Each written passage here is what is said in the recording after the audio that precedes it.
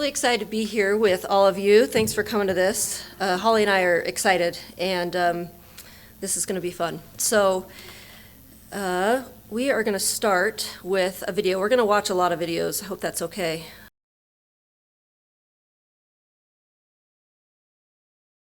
Maybe a little cheesy, maybe a little bit young for you, but I love the concepts that it talks about in there. It talks about a power that each of us has. It talks about us owning who we are. And I love that there's this connection piece, right? In between every girl there's this piece where they're sort of handing it off to somebody else. And that's what we want to talk about today. I want to talk about the power that can come from connection, and also the power that can come when we live a healthy lifestyle, and that includes exercise. And it doesn't matter what your ability level is. This has nothing to do with ability. This has to do with being willing to connect with others, and what we can learn, especially when we connect with others through exercise. And so the first thing we're going to do is we're immediately going to get up out of our chairs, and we're going to do a little game of rock, paper, scissors. Here's how this works. You've all done rock, paper, scissors before. This is going to be a little bit different. And so when I say go, you're first going to turn just to somebody next to you, and you're going to play rock, paper, scissors. Now, there's always a little confusion. Is it, 1, 2, 3, and then go, or is it 1, 2, 3? We're going to do 1, 2, 3, and then go, okay? And when you do rock, paper, scissors, whoever wins, then the both of you now kind of become a team. And you're going to go find another team, and the person that won is going to play rock, paper, scissors with against someone else. The person that lost, you've now become their coach and their biggest cheerleader. And you're going to cheer them on while you go again. And you're going to keep snowballing that until we have an ultimate winner in this room, the ultimate rock, paper, scissors champion, okay? So do you all understand what we're doing here? Okay, so let's start. So some things that I heard throughout that made me really happy. I heard a lot of encouragement. I heard people asking each other's names so that they could cheer. I heard some chanting. And one of the neat things about chanting is we all just kind of join in. No one has to teach anyone how to chant, right? Someone starts saying, Becca, Becca, and then everyone just sort of joins in. And there's a rhythm to it, and you don't even need to talk to each other about it. It just happens. There's a rhythm to it, and there's that unity in it. Pretty cool. And that was with rock, paper, scissors. But pretty cool to see that connection happen with, some of you may know each other, but many of you don't. And yet, it doesn't take that long to build a connection, and to build a connection around something that can be competitive and also fun. So we're going to talk about encouragement, empowerment, energy, and connection. And I hope that when we're done here tonight that you will feel a renewed sense of empowerment, of how incredible each of you are. Because there is an absolute power inside every single one of you. By nature of being a human being, there is this potential that is just all in you, all throughout you. And one of the great things about being a teenager is opportunities, looking for opportunities to realize that potential and to find what you love and find what you're passionate about. And find other people that you can make connections with around those similar things, and then also make connections with people when they have different things that they're interested in. So we're going to do a partner activity now.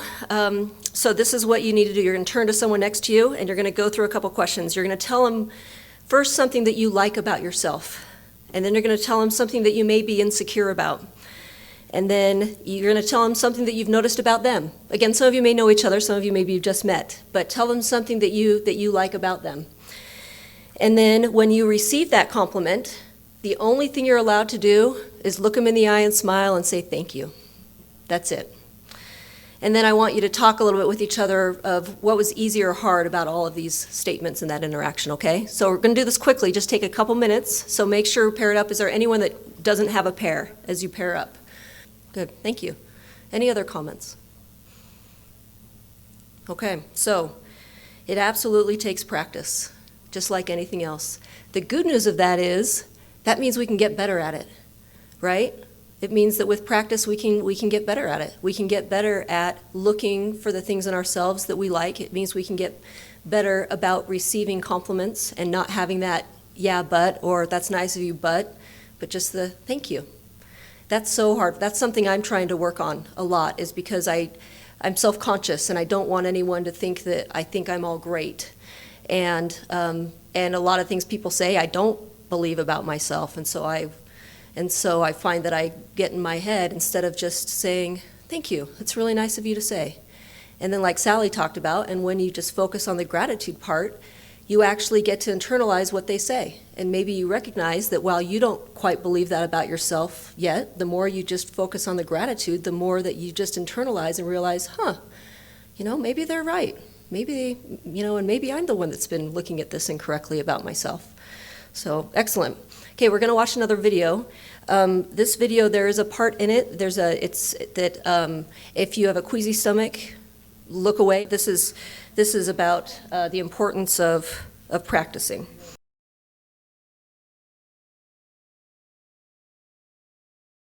Brenna's one of my heroes, and the video of her actually going over the hurdle, I took that video because I was at that track and field meet, and I saw her fall, and then I saw her get up and go, and I saw, what looked like a little bit of blood, and I'm like, oh, that doesn't look good. And then after, I saw what it was really like, and was just astounded at what she did in getting up and continuing to run.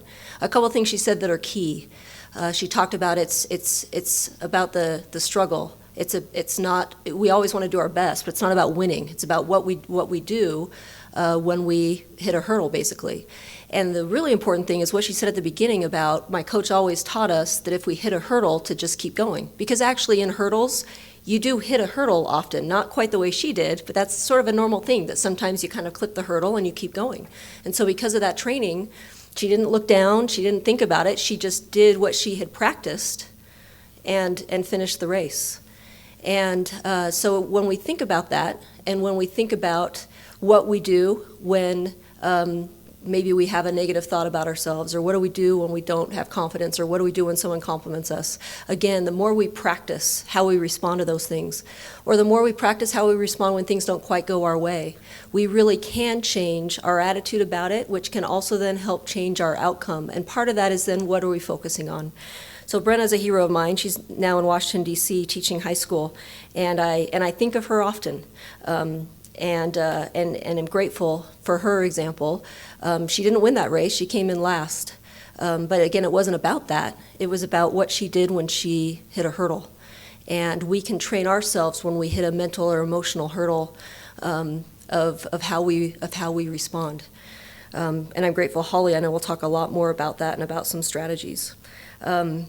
Okay, so now, so one of the teams that I oversee is the BYU Cougarettes, and they are a very high-level dance team, and so we're just going to watch briefly a little bit of a video of theirs, and I want to talk a little bit about them.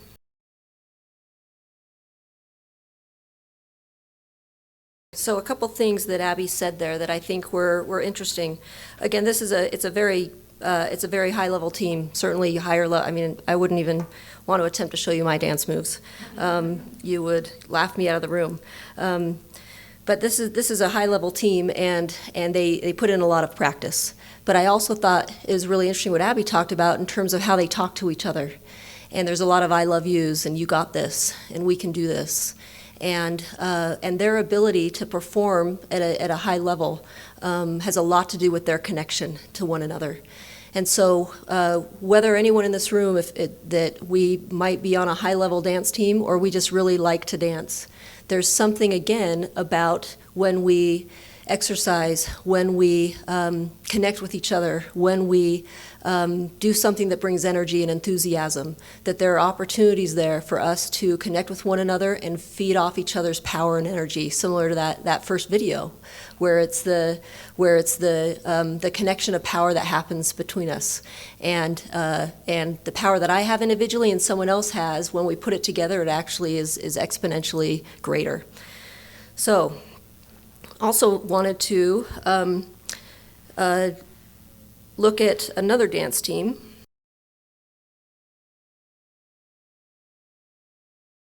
How many of you have seen, or this is Jean's Golden Girls, who have seen them in person? Yeah. Okay, so different maybe level of expertise or different age group, and yet, and I wish the video were closer so you could see their faces, and yet you look at the connection that's happening between these women. And these women are the ages of many of our grandmothers. And in fact, when they announce them, they always announce how many children and grandchildren and great-grandchildren that they have, between all of them. And it's just the coolest thing ever.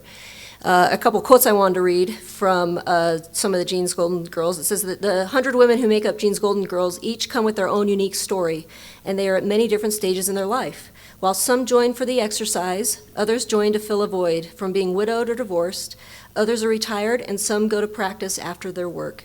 No matter where they come from, the women are unified through dance, under the direction of Elliot.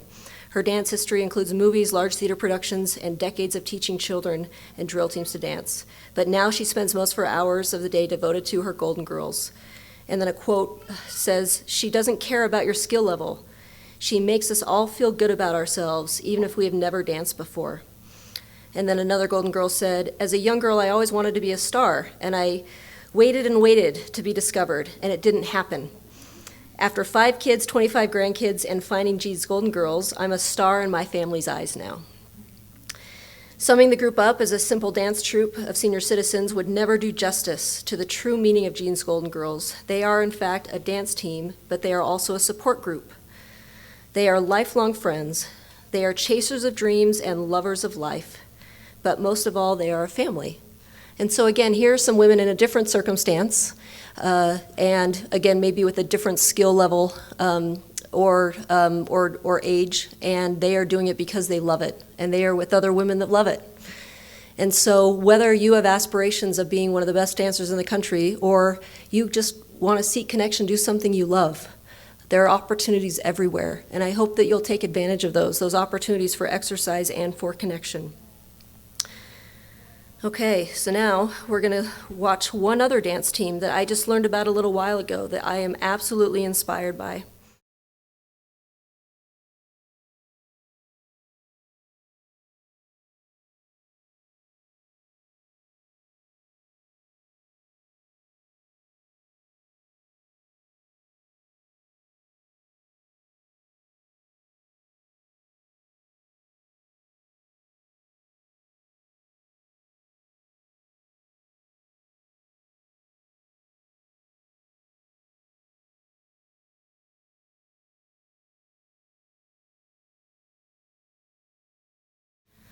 So, love some of the things that were said there in terms of you have to love yourself and the connection, the sisterhood that they feel with each other, and they have dreams, and they were able to achieve those dreams together because of a coach that believed in them and because of how they supported and talked to each other.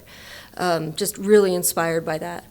And so again, whatever your circumstance is, if there's something you love, then there are ways to find connection with others through it and to better yourself through it. We're just going to do one more.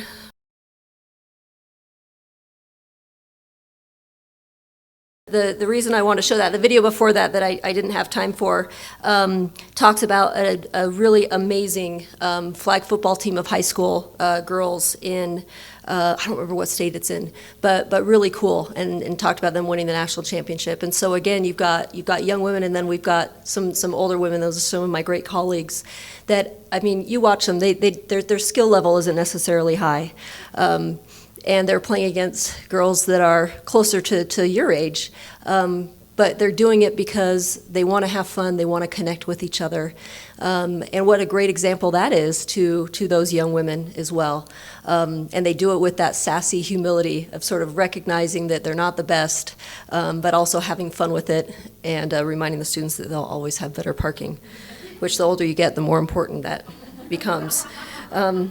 So one more, actually we're going to do one more brief video to finish up, and this is actually for the adults in the room. But you young women, I hope that you'll pay attention to this too, because you can be this right now.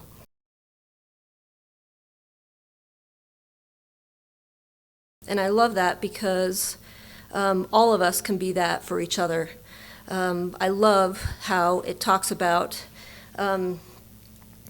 that no growth is as important as growing together, and about unlocking that potential that we talked about at the beginning, because every single one of you in this room has unlimited potential. None of us have any idea or clue what that potential really looks like, because that's kind of the goal of potential, is it's always bigger than we think it is. It's always bigger than we're achieving. It's always bigger than we can even imagine. And so have confidence in that.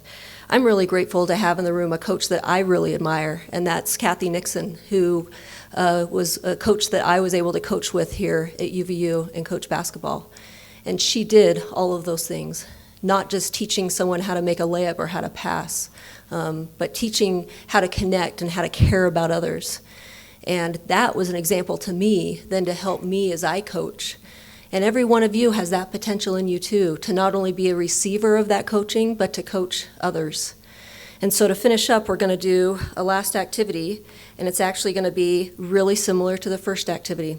So you're going to turn to that same partner, and I want you to talk about a couple goals. I want one to be self-centered, something that you can do to have better self-talk, or something you want to work on improving, something, the skill that you want to achieve. And then one that's other-centered, one that's more focused on maybe how you can be a coach or an encourager or a complimenter or an empowerer of others.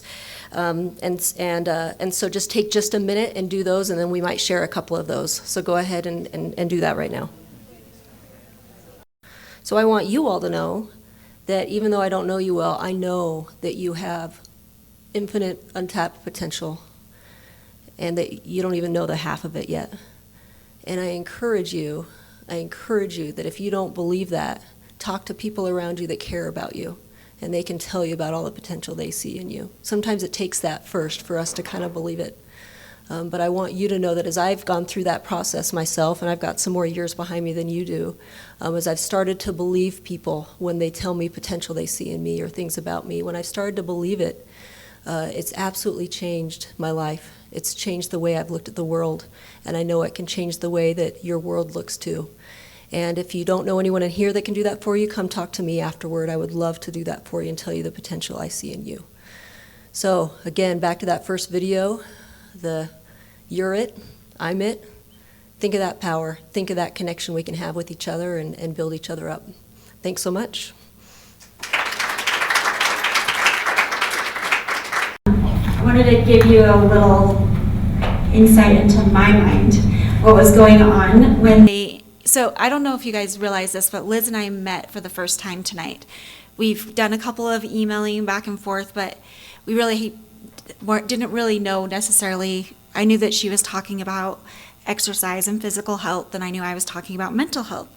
And when we got here, we started saying, okay, this is what I'm doing, and we're talking about the same thing.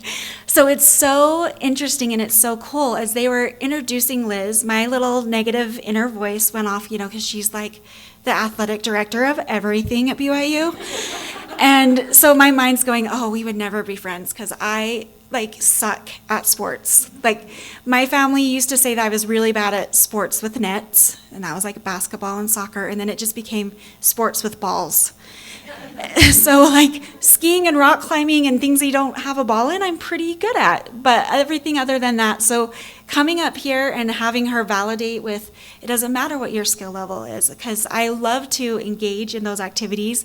I'm the best audience member because I know how hard those things are to do, because I can't do them. When you can't dance, then you really appreciate other people that can, no matter what skill level they're on. So I just think that is such a great reminder to me of, I was making assumptions about Liz that were totally untrue based on my own feelings of inadequacy.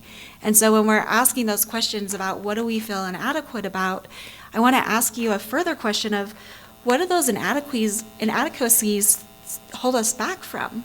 If we're already making assumptions like, she's not going to like me because obviously she's a athletic person and I'm not, then I could have just missed a really cool connection.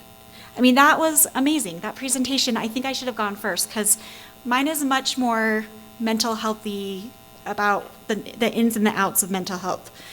So I will try to have some videos that are interesting, but I hope you guys can hold on to that empowering coach and advocate talk that you just heard.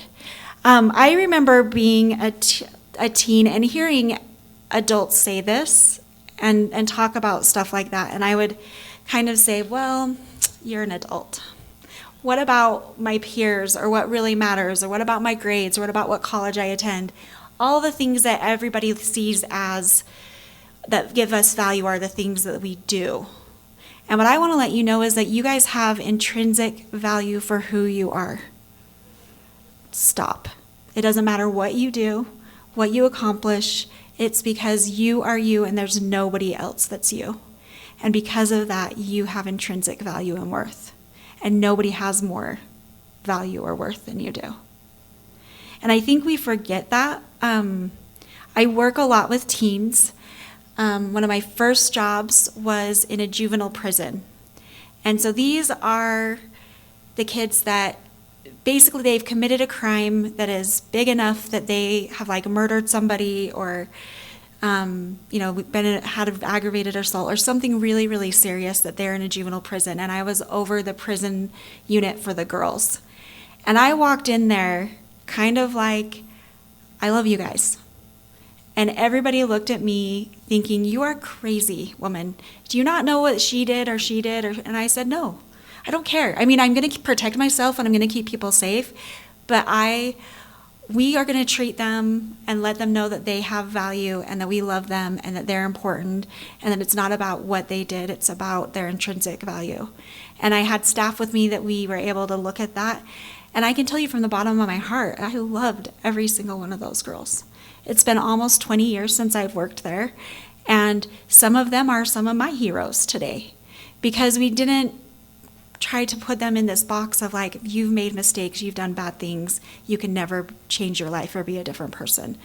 So as we're talking about mental health, the talk that I really want to be it about is that mental health is just a medical condition, okay? It is a medical condition. It does not define who you are, what you can do, if you can connect to people. It is just, some of us have high sugar levels. Other of us have anxiety, and some other people have depression. But unfortunately, what we've done is we've decided for some reason that mental health is something that we wish upon ourselves or cause upon ourselves, and we should feel shameful about that. And I'm hoping by the end of my presentation you'll be able to see, no, it's no shame. It's my body doing something. I've been through something and I can get through this. So just statistically, 1 in 5 adults have some sort of mental health condition. And a lot of times on the news, you will hear people talk about, well, this person who did this was mentally ill. And what they don't tell you is there is like 450 diagnoses or more of mental health issues, and somebody with one diagnosis is really, really different than somebody with another diagnosis.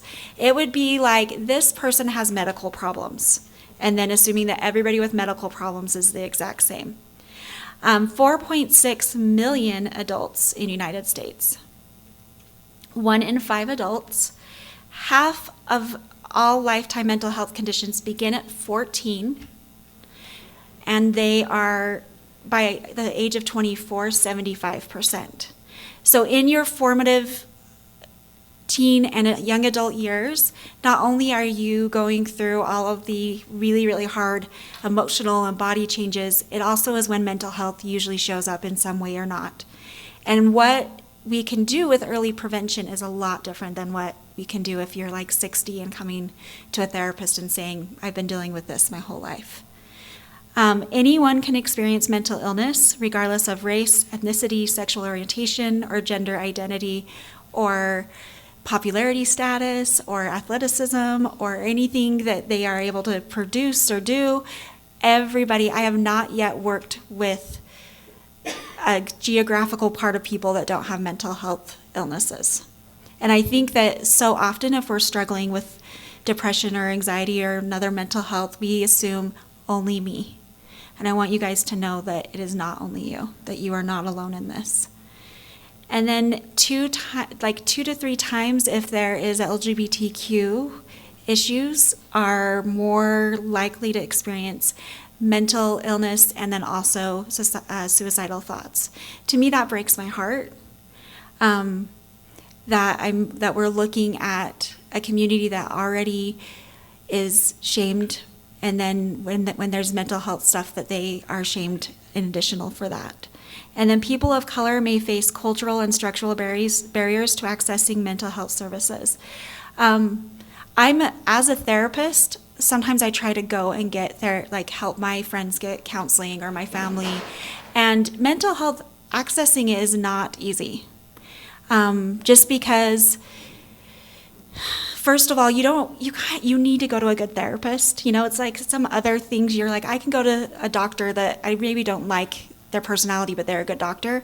But a therapist, it's about having that attachment to them and getting to know them. And then some of the mental health services, like insurance, will pay for you to go to see your doctor, but they may not pay for you to go to see a therapist. So I was really excited. A couple days ago, Huntsman just announced $150 million for mental health and awareness and services. And I'm just here to say that is so, so exciting, but it's just a drop in the bucket. So emotional awareness is, okay, all feelings are okay. Every single one of us is going to feel anxiety, depression, hopelessness, shame, loneliness. This is just part of being human. And we need to share in that common human experience. So if you're having anxiety is a lot different than having anxiety diagnosis. And I want to explain that in a way of there's a difference between I'm having a bad day and I'm feeling really down versus I have clinical depression and anxiety. And the intensity is different, the frequency, the duration, and clinical depression and anxiety is a medical condition. So a lot of times with my clients when I'm working with them, they'll say, everybody just tells me to get up and run, or everybody just tells me to just go and, change my thoughts and do this, where all of those things are beneficial to all of our mental health. When there is a chemical medical condition of a mental health illness, it's also not enough. It would be like, it's my next slide, I think. I'm going to go fast forward because that makes more sense. Okay, I don't know if you guys can read that from here. So it's like, I get that you have food poisoning and all, but you have to at least make an effort. You need to change your frame of mind and then you'll feel better. We don't say that to someone with their arm cut off. You have tried, have you tried not having the flu? Have you tried not being depressed? Well, yeah, or I wouldn't be depressed. I don't think it's healthy that you take medication every day just to feel normal. Don't worry that it's changing you. Don't you worry that it's changing you from who you really are. And that's somebody that's doing diabetes and insulin shot. It's like you're not even trying. Well, lying in bed obviously isn't helping you. You need to try something else.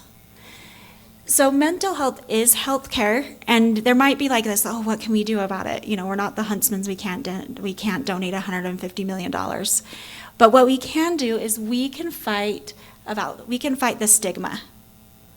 So we can fight the stigma of mental health, and that alone will allow people to be able to talk about what's going on with them, go to the doctor if they need to, go to a therapist, get the services. And the mind is so tricky because if you think about it, if your arm is broken, then your arm tells a signal to the mind, and the mind says, something is wrong with the arm. We need to go see the doctor. If the mind is not working the way it's supposed to, it doesn't tell us that. It wants to make up a story of if the mind is working really, really well, it's just all these other things out there that are going wrong. So what happens with especially depression and anxiety is we start believing our mind. This is more of a reference for the adults, but do you guys remember in Wizard of Oz where the wizard's behind the curtain and he's saying, I'm not behind the curtain, don't look behind the curtain, pay attention to this. That's what the mind is doing, is that it's not functioning the way that it's meant to function because of a medical condition. And then it's trying to tell us that, no, I don't have anxiety or depression. It's just that everybody else in the world hates me. And really, if you think about how many people in here like to take selfies or pictures on your phone or do like Instagram or Snapchat or any of those things, I'll just raise my hand because I do. You know how you can go through the filters? Depression, anxiety, mental illness, it puts a different filter on your mind. So you're not able to see things really clearly. I sometimes with people will use the analogy, if you had sunglasses on or like red glasses on, and you put them on and you'd only be able to see different colors because the red filters out the other colors. That's kind of what depression and anxiety is about. So what we need is somebody else to say to us, I believe that you have depression and anxiety. Absolutely. I know you're suffering. I can see that you're suffering. What don't believe is the thoughts that is telling you. I don't believe those are true. I know that people love you. I know that you have intrinsic worth and value. I know that you are struggling, and I'm here for you. So going back to my nerdiness of, like, here's the breakdown. There are so many things that cause mental illness, and what we are just learning about the brain, like even in the last 10 years, is amazing. I like to go to all of these neurological conferences on how the brain works, and I was there with probably one of the foremost neurologists, and he said, I want you guys to understand what we know about the brain is about the same what we understand about the Milky Way. That's how complex it is. That's how much we don't know. Things that in graduate school I learned 20 years ago are totally, they don't believe in that anymore. They're like, no, that's not how the brain works. So you look at situational stress. If you're going through something really difficult, maybe that's a parent's divorce, or your boyfriend or girlfriend broke up with you, or you're being bullied. Medical causes and trauma and abuse. And what we know about trauma and abuse, and I'm going to explain a little bit about that, is that it actually changes the way that the brain works. So it's not just something that you can say, oh, it's just because you went through something hard and you haven't gotten over it. No, it's because you went through something traumatic and the brain is doing exactly what it is meant to do, which is to be in survival mode. Then there's neurological issues like epilepsy and sleep problems and just a whole array of different things. Your pituitary gland not functioning the way it needs to do, and hormone levels. And then there's genetic predisposition, that if your family has mental health stuff, then more likely you're going to. The interesting thing with that, though, is that most families, as you go back, have some sort of mental illness or some sort in their family. So biological, genetic, hereditary, brain defects, infections of certain bacteria. There's a form of strep that can cause like major anxiety and depression that they weren't catching for a really long time, because you'd go to the doctor and they'd be like, you just have depression, anxiety, go talk to someone. And it's strep. Poor nutrition, exposure to toxins, and prenatal damage. Then severe psychological trauma or stress, sexual, physical or emotional abuse, neglect, lack of support from friends and family or school violence, poor social relations, early loss of a close, intimate family member or dear friend. And then environment, dysfunctional family, divorce, death, social or cultural expectations, change of environment, substance abuse by family members, schoolwork, romantic failure. Those are just some of them. And then how often do we take people and put them kind of in the box of like, oh, this must have happened to them? We don't know. We don't know what's causing it, and we won't know what's causing it or what to do about it until we really get, first of all, a good assessment. Like when you're experiencing these, go to a doctor, get your blood levels drawn, get a full body workup, see what's going on, and then start meeting with somebody that can help you with those. So early warning signs, and these are all like, these embody so many different things. Most of these in a small dose are very normal that we all experience. Again, what it is when it's an overwhelming like situation and it doesn't go away. So difficulty with concentrating, changes in eating, like either loss of appetite or like eating all the time, not being able to complete schoolwork or tasks, feeling overly worried, feeling sad, empty, hopeless, or worthless, sensitivity to sight, sound, smell, and touch, irritability, restlessness, loss of interest in activities, feeling like your brain is playing tricks on you, like hearing knocking or scratching sounds or name being called, and then changes in energy level and sleep patterns. Signs and symptoms that require immediate attention are thoughts of or plans of killing and hurting oneself or another person. hearing voices or seeing things that no one else hears or can see, unexplainable changes in thinking, speech, and writing. Does anybody know what that might indicate? If somebody just all of a sudden their speech and their writing changes? Something neurological going on with the brain. Being overly suspicious or fearful, sudden drops in school or work performance, and then suddenly personality changes that are bizarre or out of character. So this is just kind of a couple more things to just kind of describe, because I think when people think of anxiety or depression, they usually think of they're worried all the time. But what we don't ever talk about is that there's actually a physical component to mental health and mental illness of insomnia, rapid heartbeat, headaches, trouble breathing, constant worrying, procrastination, trouble concentrating, lack of patience. The studies have shown that when women are having panic attacks, they usually think they're going crazy and there's something wrong with them. And when most men have panic attacks, they think they're having a heart attack. And I think, what does that say about us as women, that the first thing we assume is that I've caused this? There's something, they doubt themselves before doubting or getting help on something might be wrong with me.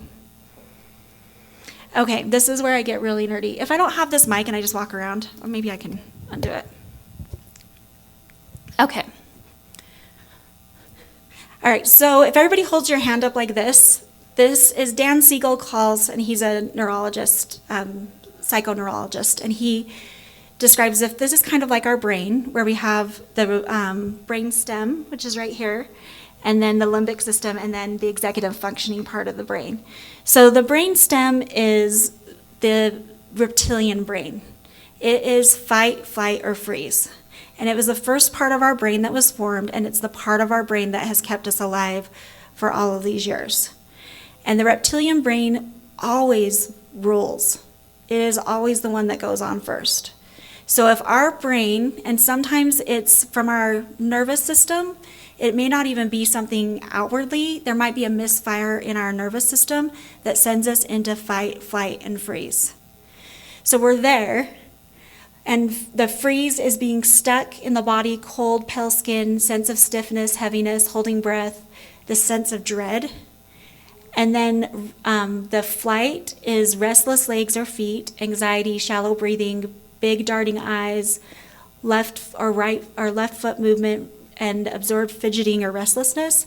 And then the fight is crying, hands and fists. You want to just punch somebody. Have you guys ever just been anxious or worried, and the first thing you want to do is punch somebody? And maybe you don't want to admit this, but every single one of you probably have. As I was driving here today in traffic, I'm I just want to punch Weezer. But I didn't. Fight in eyes, glaring fight in voice, desire to stomp, kick, smash with legs, feet. There's this anger and this rage. So we are in a situation where the reptilian brain says, danger, danger, danger. I call it the red phone in the president's office. So it's the phone that gets picked up always. That means that there's a huge crisis. We need to do something. Then our body goes into the endocrine system, which is going to be adrenaline and cortisol, which helps us then be able to run away or fight. The pancreas pumps out glucagon, which produces less insulin, and the lungs makes us breathing faster, and our heart starts beating faster, and our skin is sweaty. So when we're in our reptilian brain, we literally cannot communicate our feelings. If somebody says to us, what's going on right now? And you're in the reptilian brain, you can't access up here because that's the executive functioning, that's communication. And the way I like to explain it is if you think of somebody that's in a military situation, when they're in that really survival and somebody's coming at them, they don't have time, and it would be very unhealthy of them to say, what are my feelings about that person trying to shoot me right now? Let me just think about how I can communicate with them. No, it's fight, flight, or freeze, right? But in our life, sometimes we get up in flight, fight, or freeze, and we're talking to someone we really care about, but we don't have this part of the brain on. So we might say or do things that we don't really mean, and then we come back and I don't even know what was going on with me. That was so kind of weird. And especially with maybe parents and kids, sometimes we flip our lids, that's what we call it, flip our lids, and the other person flips their lids, and then we're both here not able to communicate what's really happening with us. So if you are in fight, flight, or freeze, we're going to talk about how do you get back on to online or on that executive functioning so that we can communicate what's going on. So Dan Siegel has also come up with this term called window of tolerance. And this has to do specifically with the central nervous system. And what it's saying is that when we're in our window of tolerance, like things that we can handle without going into our central nervous system, then we can self-soothe, we can regulate emotion state, we can be calm, collected, connected. Connection happens within our window of tolerance. But then if something happens and we go into fight, flight, or freeze, and I know this may sound silly, but say you're in a class and you see somebody that doesn't like you talking to somebody else that doesn't like you, and your thought is, they are talking about me. That can send us into fight, flight, or freeze, because belonging and connection is part of what we need. So then there's hyperarousal, which is we can go into fight and flight, which is the anxiety response, or there's hypoarousal, which it's like you kind of shut down. There's numbness, there's memory loss, that I don't care. And you'll see this a lot with people that they'll go into the anxiety stage, the fight, flight, and then when they feel like it doesn't matter what I do, then they'll go into the hypoarousal. But what we know is staying in either one of these for too long of a period of time, which is what anxiety and depression is, and most other mental health stuff, is that our body can't maintain that. We need to get back into that window of tolerance so that it can rejuvenate and take care of itself. And if you think about a deer that is grazing, when they go down to graze. If they hear something, their ears perk up. They're looking around. Is there a hunter here? Yes, there is. I'm running away. Or they don't see anything. They put their head down. The grazing period is like really, really important, and they need that. But if we're always in hypo or hyper, we're not getting that grazing. And what I'll hear most often with my clients is that they've tried to get back into that window of tolerance by themselves, but again, it's a medical condition. So they need medical help. Okay.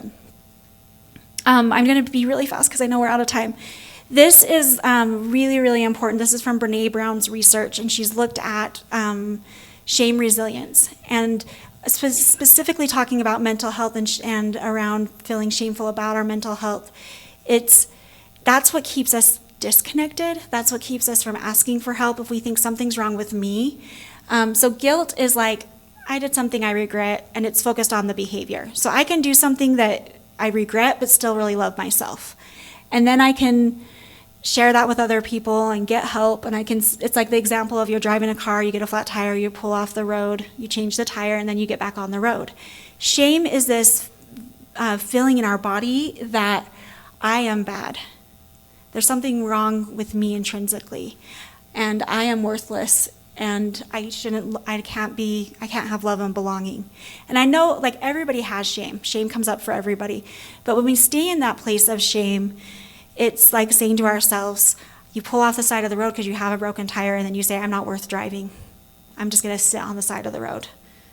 And that's what I want is for our mental health. That's the number one thing that we can do, is to not go into that place of shame. And shame loves secrecy, silence, and judgment. So shame does not want you to talk about it. It does not want you to tell somebody else that you're feeling that way, because they're like going to judge you, instead of being like, oh yeah, I feel that way too. Those first two exercises we did of like, what's your insecurity? It was probably hard to be the first person saying, I'm insecure about this, until the other person was like, I'm insecure about that. And vulnerability, sharing those things, is the first person the first thing you look for in other people, and the last thing you share with other people, because it takes courage. So combating shame is recognizing shame and its triggers, critical thinking and self-compassion. Talk to yourself the way that you talk to people that you love. Be your best friend. If you would never say to your best friend, you look awful in that outfit, don't tell that to yourself. And don't say that to your best friend. I hope you're not saying that to your best friend, any of you anyway. Reach out to someone you trust. Tell your story. Connection is the antidote. And I'm not just saying that like cheesiness, connection, everybody connect. Research again and again and again shows that connection is how we are able to heal and how we maintain our mental health and how we are. And the reason for that is that there's a part of my brain that only works when I'm connecting with somebody. There's a part of us that is like what we're meant to be doing. And when we're isolating and we don't feel connected to other people, that's when the shame can creep in, and then the unworthy, like feeling like we're not worthy of love and belonging. I just want to put this up there because suicidal awareness is really important. If you guys think about going back to fight, flight, or freeze, for a lot of times when people are in suicidal thoughts, they're in the flight stage. They're wanting to run and get away. They want to escape. They're not necessarily wanting to die. It's more of like, I'm in a lot of pain and I don't know how to tell someone I'm in a lot of pain, or I don't know how to fix this. And so we need to talk about it. We need to put words around it. That necessarily doesn't mean that it changes for that person, because a lot of my clients will say, well, Holly, I told someone and I didn't feel any better. I'm like, the telling somebody is about keeping yourself safe and getting that support and that awareness to be like, my brain is not working the way that it needs to be braining. And I'm just going to end this with, if any of you, and I'm going to get emotional too, Liz, like if any of you are having these thoughts or feelings, please tell someone that loves you. Here are some lines if you feel like I can't reach out, I can't tell my parents. There's always somebody on all of those hotlines that will be there to talk to you. And again, they're there to just say to you, it gets better, there is hope. And then just remember that this isn't something that lasts forever. You're in that fight, flight, or freeze. I call it the straw perspective, that when you're only looking through like that tunnel vision, you can only see what you're looking at. And when you're not having all of that mental illness and shame and stuff, then you're able to say, oh, my life can be better and things can get better. But when you're in it, you don't see it. You're going to need other people. So thank you so much for taking our time. And if you have any questions, feel free to ask me. Thanks.